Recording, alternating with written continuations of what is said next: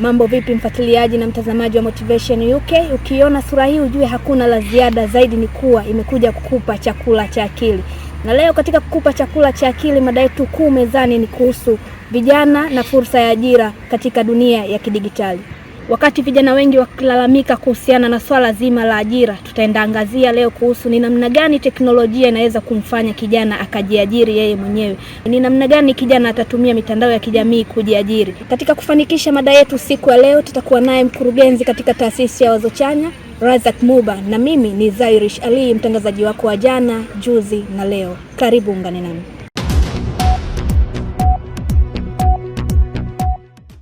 Mr. Razak Muba, tunapozungumza kuhusu kijana na fursa ya ajira katika ulimwengu wa kidigitali, huaga ni kitu gani hasa tunamaanisha ili kumweka sosi wetu kupata kujua, yani ni kitu gani tunazungumza hasa? Shukrani sana.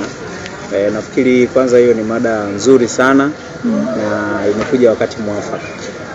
Kwa sasa hivi kuna malalamiko mengi kwamba teknolojia imekuja kuchukua baadhi ya ajira za watu fulani.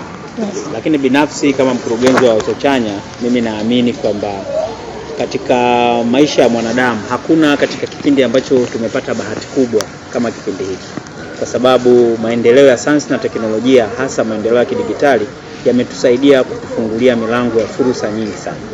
Zamani fursa zilikuwa zimebana na watu fulani, lakini sasa hivi fursa imekuwa ni kitu huria. Ni vile wewe ambavyo utakuwa unataka kupata hizo fursa. Kwa mfano, tukitolea fursa ya kujifunza, kwa sababu maarifa ndo kila kitu. Kupitia mifumo ya kidigitali sasa hivi swala la kujifunza limekuwa ni rahisi sana kuliko zamani. Lakini kwa mfano unataka kujifunza labda skills fulani ambayo unaona kabisa itakusaidia kwenye maisha yako, kupitia mifumo ya kidigitali ni rahisi, unaweza ukakaa ukafanyaje ukajifunza basi kuanza kuhangaika kutafuta darasa lilipo na vitu vingine. Lakini pia tukizungumza katika mawanda mazima ya biashara, zamani ilikuwa ni ngumu sana katika masuala ya kutangaza biashara. Tulikuwa tunatumia gharama kubwa sana, na ndio maana makampuni makubwa ndio walikuwa wanaweza kutangaza biashara. Lakini sasa hivi kupitia digital platform tuna uwezo wa kutangaza biashara zetu vile tunavyojisikia. Yaani mimi naweza nikatengeneza products au nikawa natangaza huduma zangu kupitia mitandao ya kijamii, kupitia status yangu na sehemu kama hizo. Kwa hiyo binafsi tukizungumzia swala zima la maendeleo ya kidigitali kwenye soko la ajira na maendeleo ya ajira, kwangu mimi naona imekuja imefungua fursa nyingi sana. Tukianza kuzieleza nafikiri tunaweza tukatosha.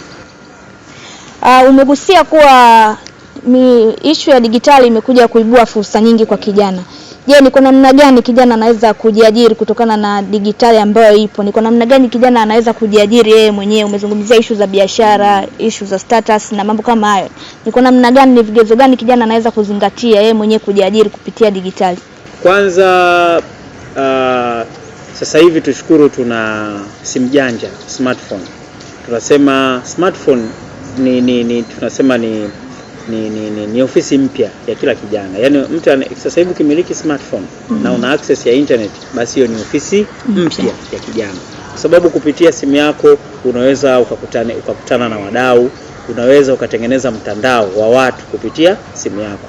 Kwa mfano sasa hivi watu wanafanya biashara, sio lazima tukutane physically tuonane, unaweza mkaweka mzigo product kwenye status. Yes, status, si ndio? Kwa mfano mimi sasa hivi niliwaambia natengeneza kitabu nauza. Sio lazima nianze kukutana na watu. Ni ebook yangu nimetumia app ya Snipe, naweka kitabu changu, mtu anapata kitabu chake na mimi napata pesa yangu. Kwa hiyo umeona sasa huo mfumo ambao umerahisishwa. Lakini sasa hivi sio lazima uwe na jengo.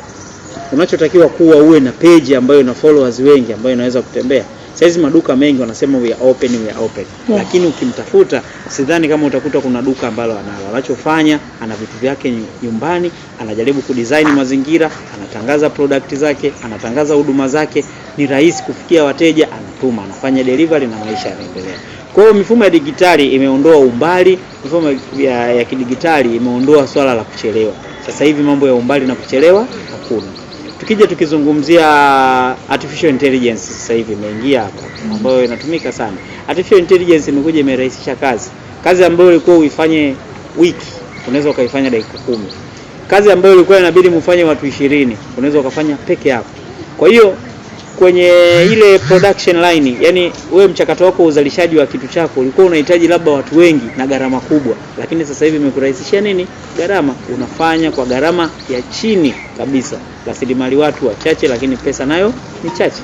Kwa hiyo hii imetusaidia sana. Kwa hiyo binafsi mimi nasema fursa ni nyingi. Nafikiri next time tutapata nafasi kuzungumza kwa namna gani hii tunaweza tukaiangalia fursa za kidigitali zilizopo peke yake sasa hivi. Umegusia kuhusu AI akili unde. Je, tunajua ni fursa ambayo umesema inaweza kusaidia kupunguza muda, kupunguza issue ya kufanya kazi, inafanya kazi kwa spidi AI, lakini je, AI ni vipi inakuja kuathiri maisha ya kijana moja kwa moja? Kwa sababu kama sehemu ilikuwa inahitaji watumia, ikiwekwa AI inaweza ikafanya na ikakosesha vijana ajira. Sasa teknolojia kama hivyo inaathiri vipi maisha ya kijana moja kwa moja? Japokuwa ina faida, na ni zipi athari zake? Kwanza watu tusiogope. Unajua haya mabadiliko hayajaanza leo. Kihistoria tukizungumzia AI au artificial intelligence, tunazungumzia zaidi ya miaka 50. Wakina Newman walianzisha mfumo wa namna gani mashine inaweza ikafanya kazi ya kazi za binadamu zikafanywa na mashine. Lakini pia mabadiliko sio ya AI tu. Ukifuatilia karne ya 19 kulikuwa na industrial revolution. Industrial revolution ilisababisha mgogoro mkubwa duniani, hasa nchi za Ulaya. Watu wakaanzisha chatism, wakaanzisha ladism, wakina Nedlund kusoma historia. Jambo ambalo walikuwa wanavunja mpaka mashine, wakiamini kwamba ujio wa mashine umekuja kuondoa watu kufanya kazi. Kwa kwanza tujue kabisa kwamba historically swala la mabadiliko kama haya ya teknolojia au ya kisayansi sio swala geni duniani. Lakini nini kilitokea? Watu walijifunza kwamba tunawezaje kuishi katika haya mabadiliko.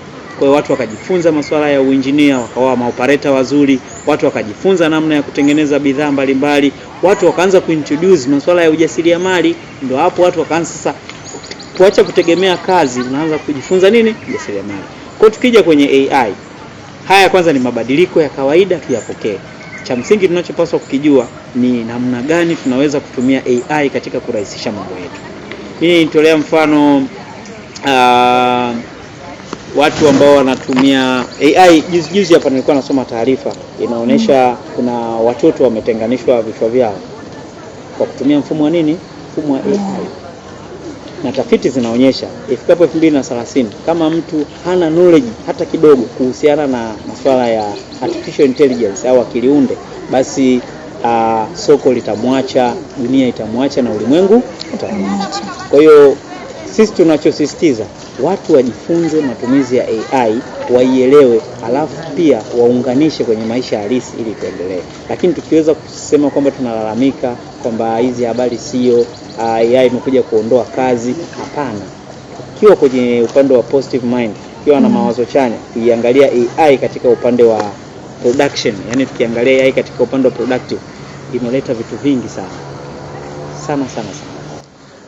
Umezungumza kuwa vijana wajifunze kuhusu kutumia AI, lakini bado tunaona kuna wimbi kubwa la vijana wakiwa wanalalamika ajira hamna, ila digitali ipo na inaweza kuwafanya wao wajiajiri. Je, unadhani vijana ni ukosefu wa elimu kuhusiana na AI, hawaifahamu, au tatizo kubwa huwa ni nini hasa? Binafsi mimi naweza nikasema ni ukosefu wa maarifa kuhusiana na mabadiliko haya makubwa ambayo yametokea katika ulimwengu wetu. Vijana wengi wanalalamika kwa kuilalamikia AI kwa sababu bado AI haijafanyaje, hawajaijua. AI haijaja kuondoa kazi ya mwanadamu. Ilichokuja kukifanya kumpunguzia majukumu mwanadamu, alafu awe na muda zaidi wa kufikiri. Ndio maana mara ya kwanza nikasema AI imekuja kuleta sasa hivi tutegemee ubunifu mkubwa katika ulimwengu. Yaani watu watakuwa wanabuni sana kwa sababu AI haiwezi kubuni. Kitu chochote kinachofanya ni programmed. Lakini pia tutegemee watu ambao watakuwa na level kubwa ya humanity, yani wale wenye utu, si ndio? Watakuwa wanapata fursa kubwa kwenye ulimwengu kwa sababu AI haina nini? Haina utu. Kwa hiyo AI sio kitu ambacho kimekuja kuchukua uwezo wa mwanadamu, ila AI ni sawasawa na unavyotumia kikombe. Yaani kikombe utachukua, utaweka maji, utakunywa, then utakirudisha. Na baadaye ukitaka kukitumia na Mr. Razak Muba anasema kuwa AI ni kama kikombe, unaweza ukatumia na ukarudisha. Ni kwamba kijana, amka leo, tumia digitali katika kujinufaisha. Ni kwamba hata hiyo AI yenyewe inahitaji uongozi wako wewe. Kwa hiyo tujitahidi kuitumia AI kwa maslahi ya kwetu. Hilo jambo la kwanza. Lakini jambo la pili, tunatakiwa kujifunza soft skills. Yaani soft skills tunazungumzia kwa mfano tuna uwezo wa kuzungumza, kwa sababu tunatumia digital platform. Uwezi kama huna public speaking nzuri, unaweza ukashangaa vitu vingi vinafanyaje, vinakupita. Kwa sababu watu wanataka uwasilishe mada, uwasilishe wazo watu ili wakulipe. Lakini uwezo mwingine ni uwezo wa masuala ya hizi digital skills ambazo mahususi kama ni graphics design, kwa sababu dunia sasa hivi imeenda sana kwenye digitali. Watu wanataka posters kwa ajili ya biashara zao, watu wanataka website, watu wanataka video, watu wanataka vitu vingi ambavyo venyewe vimelalia kwenye nini, kwenye masuala ya kidijitali. Lakini ujuzi wa mwisho na wa muhimu kabisa kwa mimi nilichokipanga leo tunaita emotional intelligence, au tunasema akili ya kihisia. Dunia sasa hivi ina makelele mengi sana. Ukiingia mtandaoni unakutana na taarifa nyingi ambazo zote zinaingia kwenye kichwa chako.